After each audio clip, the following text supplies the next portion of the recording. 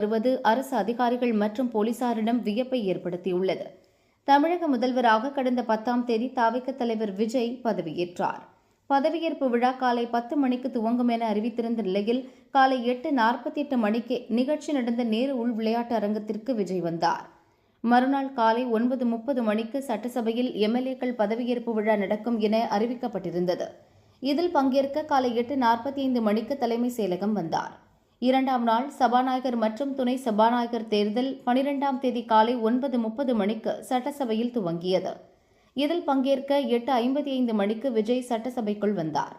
அரசு மீதான நம்பிக்கை ஓட்டெடுப்பு 13ஆம் தேதி காலை 9:30 மணிக்கு தொடங்கியது. இதில் பங்கேற்க காலை 9 மணிக்கே தலைமை செயலக வளாகத்திற்கு வந்து சேர்ந்தார். சபை துவங்குவதற்கு முன் காலை 9:22 மணிக்கு தன் இருக்கையில் வந்து அமர்ந்தார். 3 நாட்கள் நடந்த சட்டசபை கூட்டம் நேற்று முன்தினம் நிறைவடைந்தது. இந்நிலையில் தன் பணிகளை கவனிக்க காலை 9:55 மணிக்கு முதல்வர் விஜய் நேற்று தலைமை செயலகம் வந்தார்.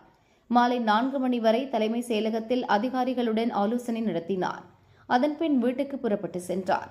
தலைமை செயலகத்திற்கு காலை வரும்போதே தினமும் மதிய உணவை முதல்வர் விஜய் கையோடு எடுத்து வருகிறார்.